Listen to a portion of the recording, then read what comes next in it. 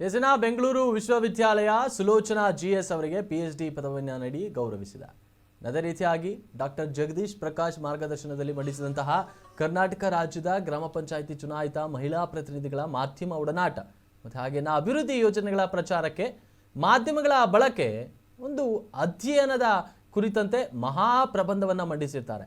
ಅದೇ ರೀತಿಯಾಗಿ ಶ್ರೀಮತಿ ಸುಲೋಚನಾ ಜಿಎಸ್ ಅವರು ಪ್ರಸ್ತುತ ತುಮಕೂರಿನಲ್ಲಿ ಶ್ರೀ ಸಿದ್ಧಾರ್ಥ ತಾಂತ್ರಿಕ ಮಹಾವಿದ್ಯಾಲಯದ ರೇಡಿಯೋ ಸಿದ್ಧಾರ್ಥದಲ್ಲಿ ಅವರು ಕಾರ್ಯನಿರ್ವಾಹಕರಾಗಿ ಮತ್ತು ಹಾಗೆ ಉಪನ್ಯಾಸಕಿಯಾಗಿ ಅಲ್ಲಿ ಸೇವೆ ಸಲ್ಲಿಸ್ತಾ ಇರ್ತಾರೆ.